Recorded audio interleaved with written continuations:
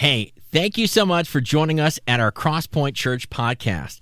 Now, if you're new to our podcast or maybe new to our church in general, we're just a bunch of messed up people who don't have it all together, running after a heavenly leader who loves us and meets us right where we are. We hope this message encourages you, builds your faith, and strengthens your confidence as you continue down this journey of what it means to know and follow Jesus. Enjoy this message.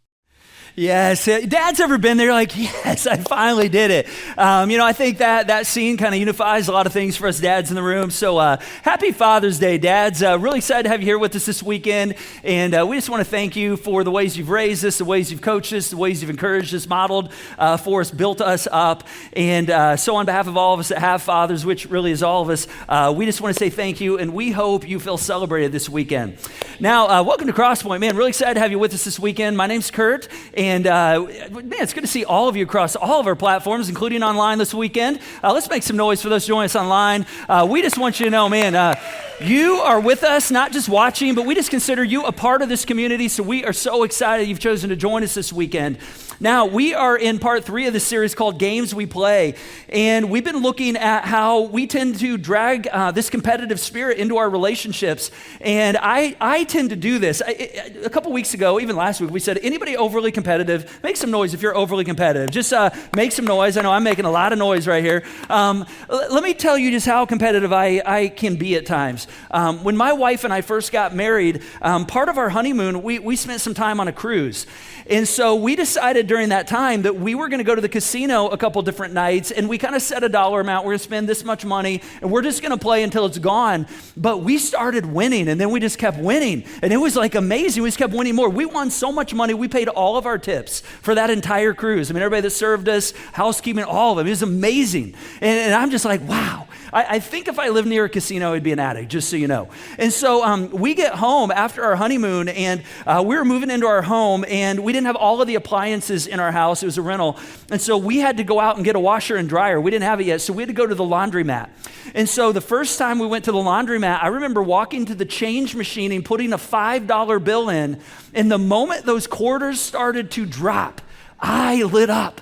I was like, I'm winning, Julie. And it just showed me, like, oh my gosh, I get an adrenaline rush when I think I'm winning. In fact, I've actually discovered that I have competition through the Clifton strengths. It's actually one of my top 5 strengths. And I've learned how to lean into that and really use that for good. The one thing I've discovered, though, is it's not good when it comes to relationships. And that's really what we're talking about throughout this series. Because I've had a tendency at times to use my competition in relationships. And what happens is I tend to look at everybody else more as a competitor instead of a partner.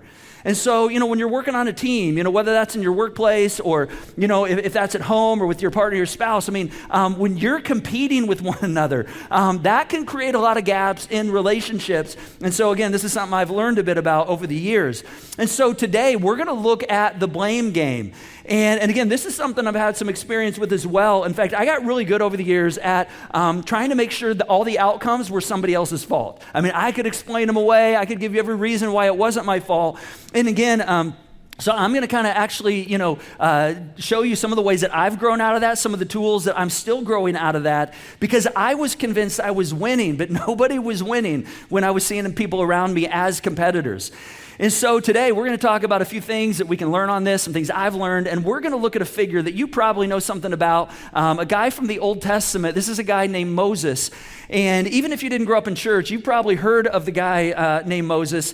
And not the version, the story with the Charlton Heston, part the seas and let my people go moment. We're going to refer to just a moment to that part of the story. But really, we're going to look at the story after that moment right there. Because, see, Moses actually documents in the Old Testament his wrestling with the blame game. In fact, not once, not twice, but 3 different times. So the Old Testament, if you're not familiar with the Old Testament, the first 5 books, Genesis, Exodus, Leviticus, Numbers, and Deuteronomy, most scholars would attribute that these were written by Moses. All right, so these are like the books he wrote. And so this is also known as the Pentateuch or the Torah. And so at the very end of Moses' life, he was recording this. This would be mostly in Deuteronomy right here. But we find Moses blaming this group of people he's leading known as the nation of Israel. In In fact, here's what he says right here. He says, because of you. All right, anybody ever said that? You don't have to acknowledge it, but just think to yourself, you ever said that? Because of you. If it wasn't for you, he says, because of you, the Lord became angry with me. And so Moses right here, near the end of his life, he's kind of building a case, all right, in terms of why he's blaming the nation of Israel. And he's like, I didn't even get a chance to explain, my side of the story. And so a couple chapters later, he goes on.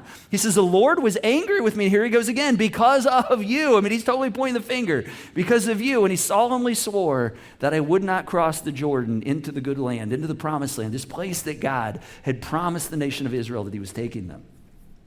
And so basically, this whole nation's like right on the edge of this place that they've been journeying toward for years and years. And Moses is pointing at the people he's leading and said, hey, it's your fault. It's your fault that I'm not going to get to go in there. You're going to go in there. I'm not going to get to go in there.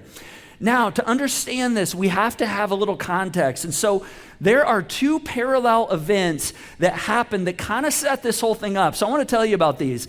And to tell you about those, I want to kind of set up the whole story. So if you're not familiar with Moses, he's a guy that God chose to lead his people, the nation of Israel, out of slavery under this Pharaoh in Egypt, the leader of Egypt, a very evil guy.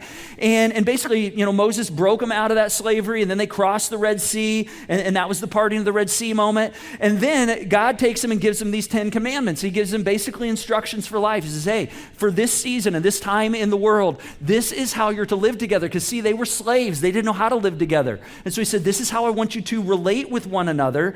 And basically what he's doing is taking them on a trust journey. He's saying, from this day forward, I want to show you what it looks like to be my people and to trust me as your leader.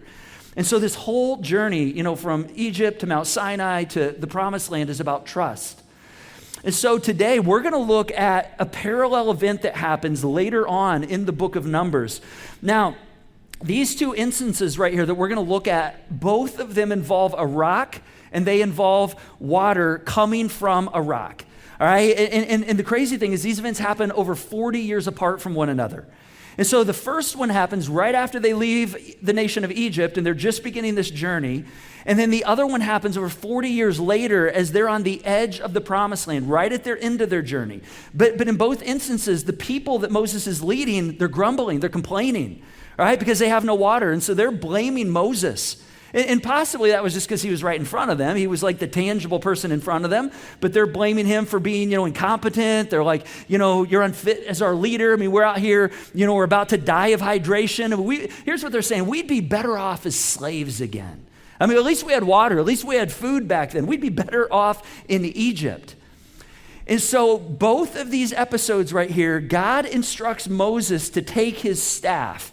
Now, if you're not familiar with the staff, this is actually an AI-generated version of Moses. If he were taking a selfie today, this is, I think, what he'd look like, all right? That's a staff in his hand right there. And so every time Moses brings his staff out, this was like a sign of God's presence or power with him.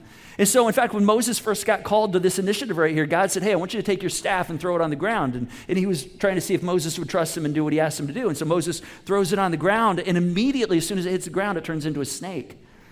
And then God says, okay, Moses, I want you to reach down and pick it back up. Now, I don't know about you. I don't just generally reach down and pick up snakes, all right? So Moses had a decision. Am I going to follow God as my leader? Am I going to trust him that when I reach down and pick that up, I'm going to be taken care of? And so Moses reaches down, he picks it up, and it turns right back into a staff. And so this is a miracle right here. And so God's basically showing him, hey, I'm trustworthy. I want you to follow me. I want you to listen to my voice. Same thing happens when they part the Red Sea. Moses puts that staff in the water. The waters part. All right, they walk through the dry lands. All right, and so these are moments where these parallel instances where Moses uses a staff to give evidence to God's power. And so these two moments we're going to look at this weekend, God tells Moses to take this staff that he has in his hands and to strike a rock. And in both instances, the first one's in Exodus chapter 17, God asks him to strike this rock, and the moment he hits the rock with the staff, that rock has water that begins to gush out of it, and it's an abundance of water. And it waters his people, it waters all their cattle. I mean, they have water again. They're not going to die of hydration. Now, the second time that this almost same event happens is in Numbers chapter 20. And this one we're going to dig into the details a little bit more on, because this one doesn't go the same way. But this one's in contrast at the end of Moses' journey. And this is after the whole nation and Moses have gone through some difficult things. In fact, here's what God says to Moses. He says, you and Aaron must take the staff. So he's like, I want you to go out there and I want you to take the staff and I want you to assemble the entire community. So I want you to bring everybody together. And once you get them together, as the people watch, here's what I want you to do. He says, I want you to speak to the rock over there and it will pour its water out. All right? And so this time he says, I don't want you to hit it with your staff like you did the other time. I want you to take your staff. But this time I want you to look at that rock, and I know this sounds really weird. He says, I want you to speak to the rock.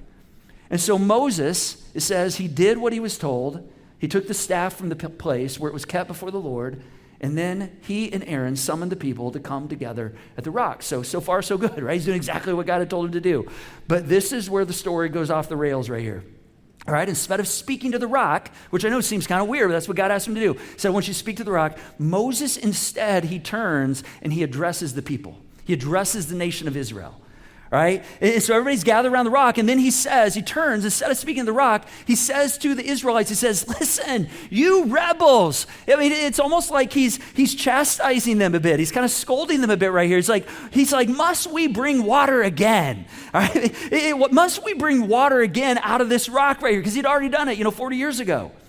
Now, on the surface, it just looks like Moses is frustrated right here, right? Like the moment's got the best of him. But there's a lot going on right here. And so we're going to come back to this in just a moment. So there's two things that I want to just kind of lift out from this story real quick. One is that God asked Moses to speak to the rock this time, all right? Not to strike the rock. That's what he did the first time. This is an important detail, right? Because remember, this whole 40-year journey that God has been on with Moses and the Israelites, this has been a whole journey of teaching them what it means to trust God as their leader. And so they come out of slavery. They don't know how to live. They don't know how to interact with people. And God's like, I'm going to give you some instructions. I'm going to teach you what that looks like. But he gives them very specific instructions. And he says to Moses right here, Moses, I want you to speak to the rock. But instead, Moses speaks to the people. He says, listen. He scolds them almost. And then he's like, why must we bring, water out of this rock again for you? It's almost like, hey, why do we have to meet your needs again? I mean, are we going to go through this over and over? Can't you guys help yourselves? And again, this is so important. A small little contrast, but so important in this moment right here to understand what's going on. Because see, God didn't ask Moses to go scold them. In fact, Moses isn't providing anything for them. And so Moses actually represents God's heart for the Israelites right here. It says, then Moses raised his hand and he struck the rock twice with his staff. And get this, the water gushed out of it. So the entire community and their livestock drank their fill. I don't know if he was like, all right, well, last time I hit it once, nothing happened this time, so I'm just going to, bang on it again. I don't know what he was thinking right here, but here's what's crazy. After he struck it the second time, think about this. Moses clearly disregarded what God asked him to do, right? He said, I want you to speak to it. Moses didn't speak to it. He just hit it with his staff, but guess what? The water still gushed out. He doesn't do what God asked him to do. It's such an important detail right here. I've been wrestling with this. This is like complex, deep, like realities right here. Think about this. And yet, even though he didn't do what God asked him to do, God still provides. And it's kind of sort of strange because Moses doesn't follow God's instruction right here. And what we see right here is that God's promise to provide was not conditional on Moses' faithfulness. This is crazy. God didn't want his reputation right here to be jaded by Moses' disobedience. Now, that's just conjecture right there. This is my opinion right here, all right? But here's what I want us to see. There are still consequences right here. Even though God provided for the nation of Israel, take a look at what happens next. It says, but the Lord said to Moses and Aaron, because you did not trust me enough to demonstrate my holiness to the people of Israel, which is a really, really interesting phrase right here. What he's basically saying is, Moses, your disobedience actually caused people to not be able to see my glory and my power. You diminished people's view of me. You diminished the importance of following exactly what I ask you to do, which again, at the very beginning of this whole journey, what God's trying to do is to get Moses and the Israelites to trust him. That's what the whole journey is about, right? That God will provide for them. And isn't that about the same thing that God's really working on you and I with? That he just wants you and I to trust him, that he wants us to see that he's trustworthy, and that we find that when we trust him, there's like goodness on the other side of those promises. And so this kind of serious right here. This has like serious consequences. And we're going to come back to this in a moment. But see, here's what I want us to see. When things go wrong, when things go poorly, when things don't go the way that we expect, and we don't respond the way God calls us to, and there's consequences, guess what happens? You and I, we have a tendency to blame someone. That's what we want to do.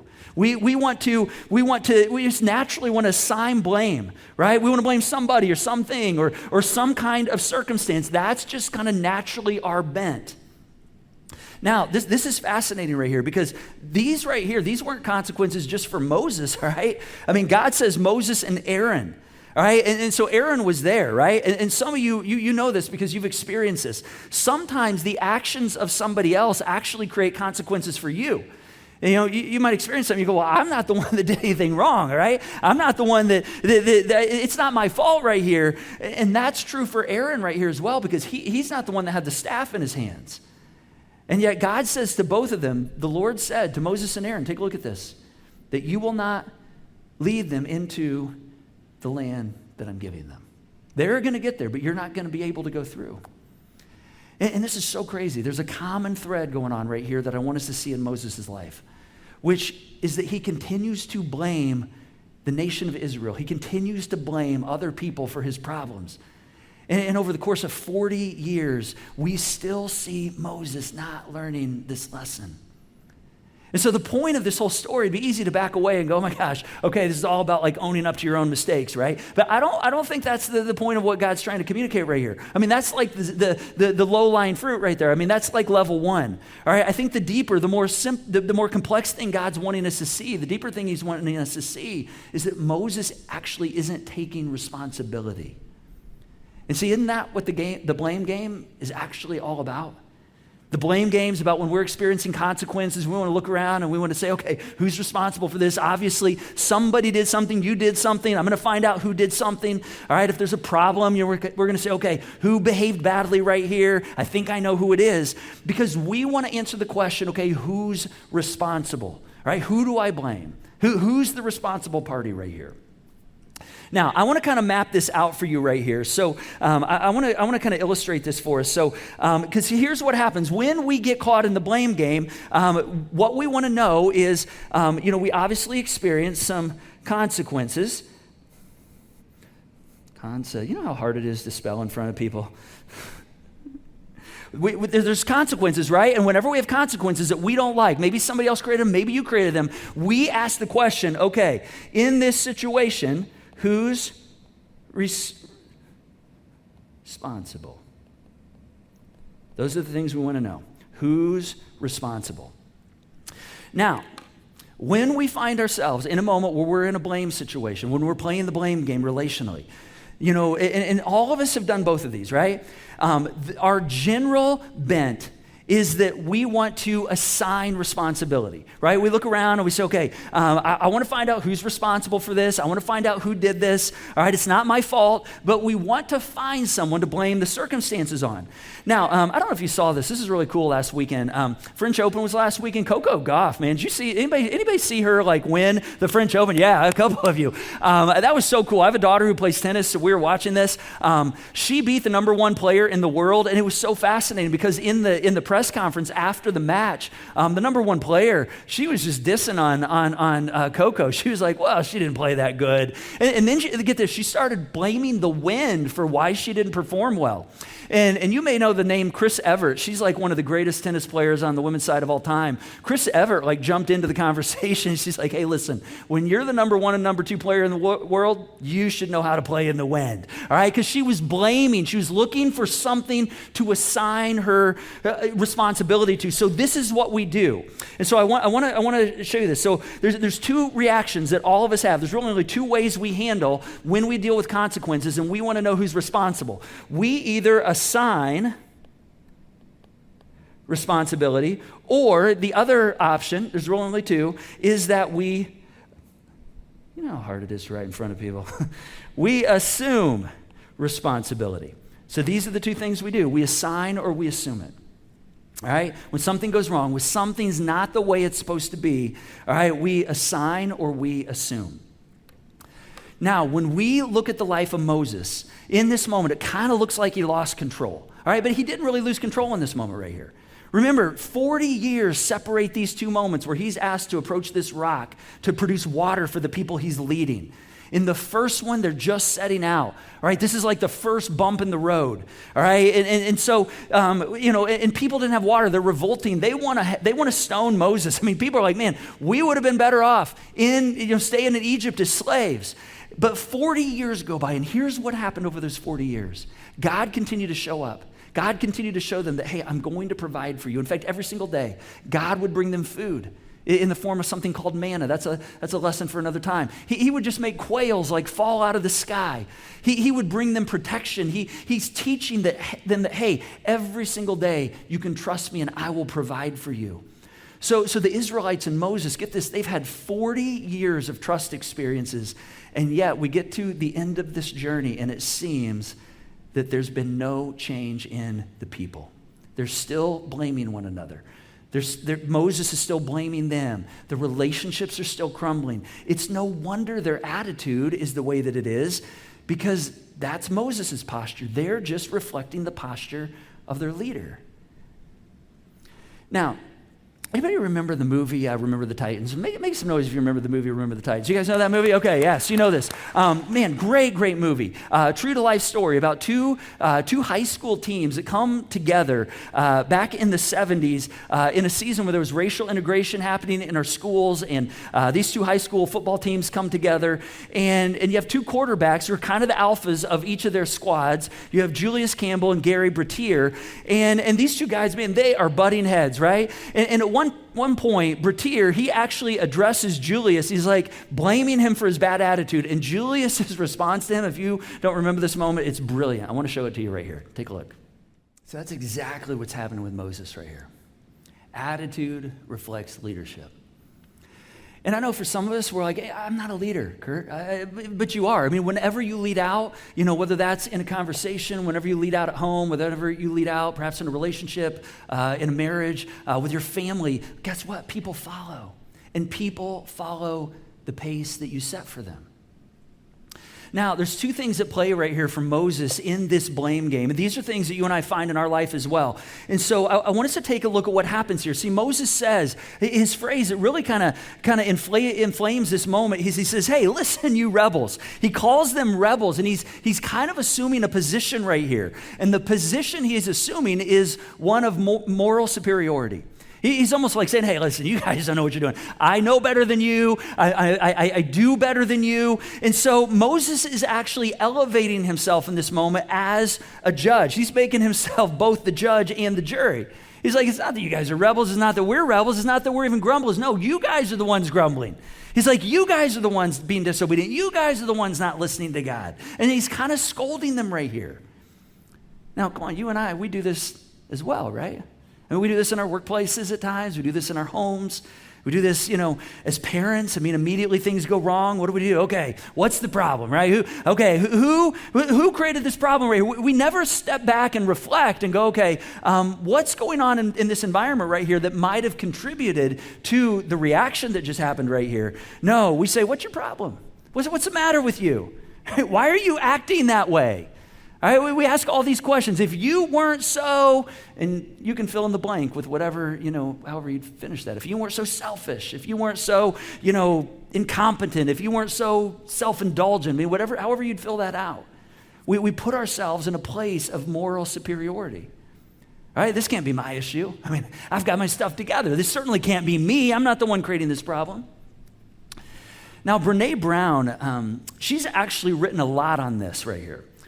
She talks a lot about when things go wrong. In fact, here's one of the things she said. She said, blame is simply the discharging of discomfort and pain. I want you to think about that for a moment. That's brilliant. Blame is actually the discharging of discomfort and pain.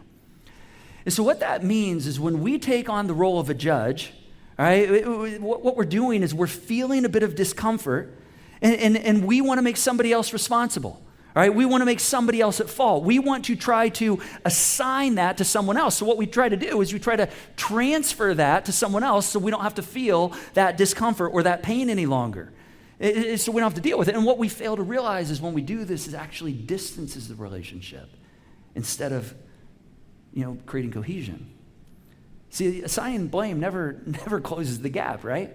I mean, we know this, but for some reason we still do it. In fact, we've all probably powered up against someone at some point. We've assigned blame, we've assigned guilt, right? And what happens? I mean, there was a gap, right?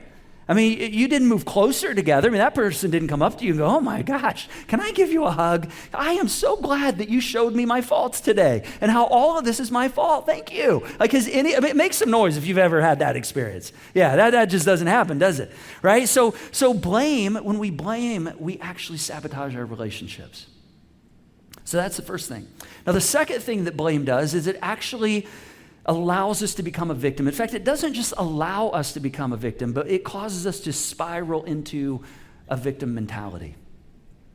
See, right after Moses, we see this in Moses, right after he strikes the rock, not only does he accuse them, but he looks down on them. I mean, he's kind of like, hey, must we bring you water again? Are you guys not capable? Seriously, do I have to keep providing for you? And all of a sudden, Moses steps into a victim mentality. He knows he doesn't have the power to do that. He knows that's not his job, but he's trying to make himself the hero right here. It's like, here we go again. I got to be the one to step in. I've always got to be the one to solve everything. He's spiraling into a victim mentality. And see, the truth is, the people's disdain in the wilderness with all the circumstances they're dealing with. Listen, you've been in seasons like this. Perhaps you might be in a season like this right now. Some of you are in this where it's difficult. All right, you're in a wilderness right now. You're wondering, man, am I ever going to get through this season? God, when am I going to get through this season that I'm in? I'm going to begin to experience some of the goodness on the other side of this journey. Their disdain for their circumstances, it's what created all of the complaining. And honestly, I think it's why they're still wandering. See, they didn't know they'd be wandering for 40 years. The journey they went on should have taken them 11 days by direct route, but God sent them on this journey for 40 years because they weren't learning what it looked like to trust him instead of to blame others. Now, the irony in Moses right here is that his reaction is no different than the people he's leading. See, they're reacting to circumstances and Moses is reacting to them, but they're both playing the blame game. In fact, Dr. Robert Anthony says, when you blame others, you give up your power to change. And what are we talking about changing here? What he's talking about is the power to change you. Right? The moment, think about this, the moment you transfer responsibility, that's the moment where we give up our power to change things. And this is what Moses does right here. So back to our little diagram right here. I want to show you what happens. You guys thought you were done with the diagram, didn't you? All right, let me show you, because anybody like drawing? It's fun to draw, right? And so let me show you. Let me put a couple circles on here and just show you what tends to happen right here. So we're going to put a circle right here around consequences and responses, because that's what we want to know. When things happen, things don't go our way, we want to know who's responsible. All right, we're dealing with consequences. Let's make this a Venn diagram, because this is where this gets really cool. This is where this gives us some walkouts right here. All right, because see, here's what happens. When consequences come up, when we ask the question, okay, who's responsible, and we assign responsibility, we try to transfer that, here's what that leads to. That actually is what leads to us blaming. That leads to blame. But see, here's the cool thing. The other side of this equation right here, whenever there's consequences and we ask the question, okay, who's responsible? And when we choose to assume responsibility, you know what this leads to? This leads to change. See, we have a choice in this, which, by the way, none of this has anything to do with who's at fault, by the way. This has nothing to do with admission of guilt, all right? This is just about assuming responsibility. And see, it's in the cross-section right here. It's in the cross-section when we're asking the question, okay, who's responsible? Why am I dealing with this? We have the decision to make. Am I going to assign or am I going to assume? And when we assume, this is actually where we become an agent of change. In fact, did you know that statistically, blaming across the board makes your life worse? I don't know if you've seen some of the data on this, but I mean, it's all over the place. In fact, in the marketplace, there's all kinds of data that for employees who are constantly blaming in the workplace, I mean, not only are they not promoted as often, usually they make less money, they're fired more often. Those who are blaming in the workforce have a less contentment, less joy in their work. Relationally, in fact, relationally, blame is one of the number one factors for breaking up relationships. In fact, John Gottman, if you don't know John Gottman, you should Google John Gottman and the Gottman Institute. He did prolific research on divorce, and he says, blame is the one thing. He said with 90% success rate. He said when a couple comes in for counseling, like crisis counseling, like they're struggling, they're trying to make their marriage work, he says with 90% success rate, we can identify the moment we see someone in the couple blame the other one, like they're looking through the problem and to the other person saying, hey, if you would just do this, or if you would become that, or if you would stop this. He says the moment we see that, we can predict with pretty confident success that relationship's not going to make it. But he said, on the other hand, when you have two people that are facing a problem and they stand back and they say, okay, we've got a problem over here. What are we together going to do about it? He said that's the context with which the relationships succeed. So what's the antidote to this? How do we do this? Well, the key is knowing that you have a choice. See, when we find ourselves in those moments, we're dealing with consequences. We ask the question, okay, who's responsible? All right, we have the ability to either assume or we have the ability to assign responsibility. And so the antidote is this. The antidote is to embrace your ability to assume responsibility. All right, and you know this is what the best leaders do. This is actually what the best parents do. This is what the best spouses do. This is what the best roommates do. They approach change the proper way. A lot of people talk about changing the world. There's actually a proper way to change the world, and the proper way to change the world is to try to not change the world. In fact, there's no reason. I mean, this is kind of the bad news of this weekend. The bad news is like, there's no reason for you to believe that you could actually change the world. But here's the reality. You can change your world, and you can work on your world. And when each of us do that, guess what happens?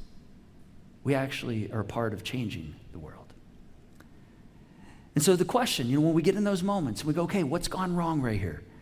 All right, think about something in your life right now. What's not going the way that you want it in your world right now? It might be a difficult circumstance. All right, it might be something where you're going, wow, I did not see that coming. I had no idea. That is not at all what I anticipated navigating right now. The question is, how can I take responsibility for it? However big or small, all right? What would it look like for me to jump in and try to be a part of the solution?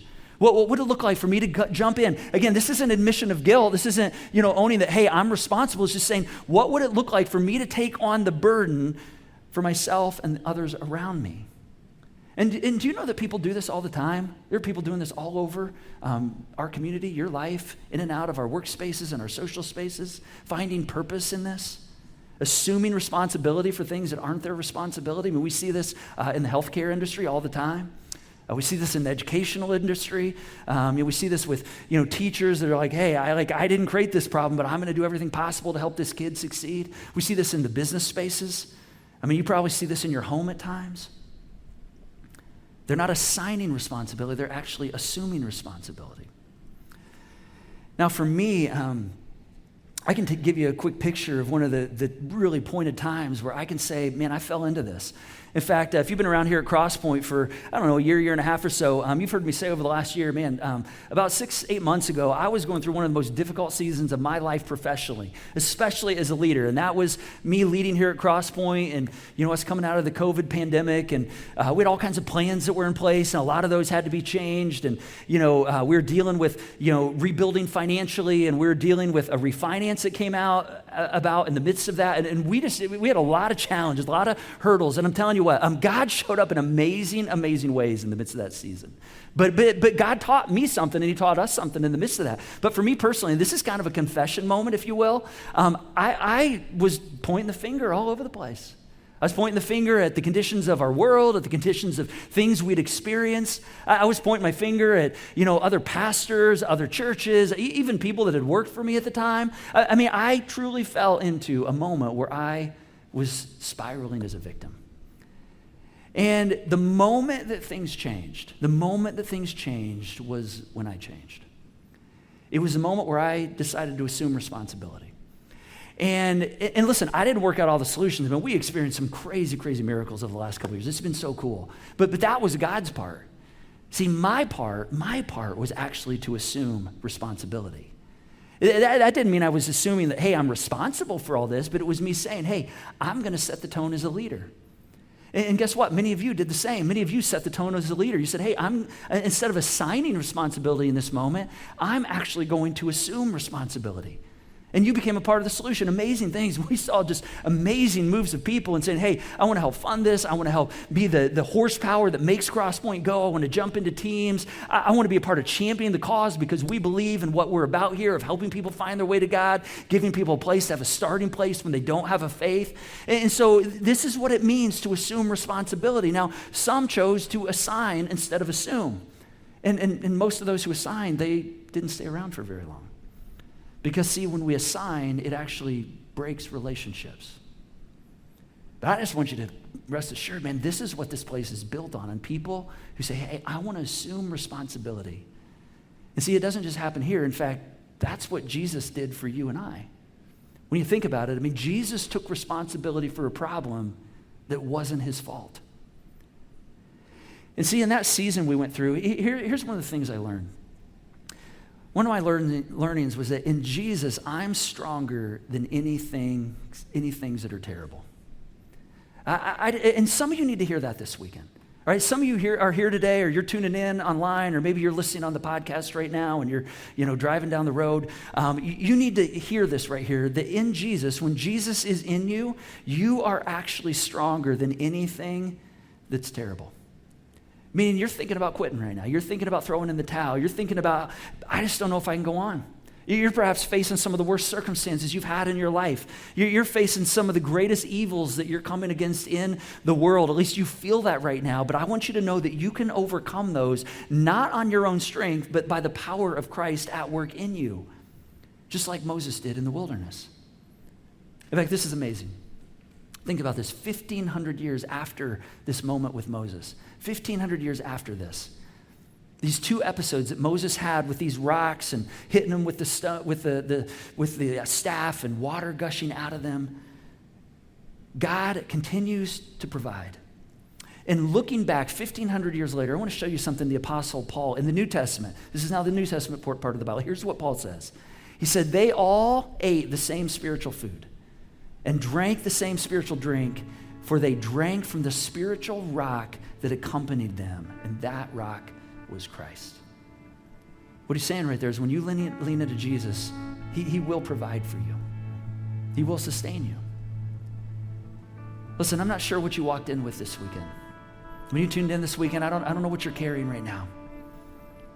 But I want you to think right now where you are, what would it look like to embrace your ability, your supernatural ability to have Jesus in you, working through you.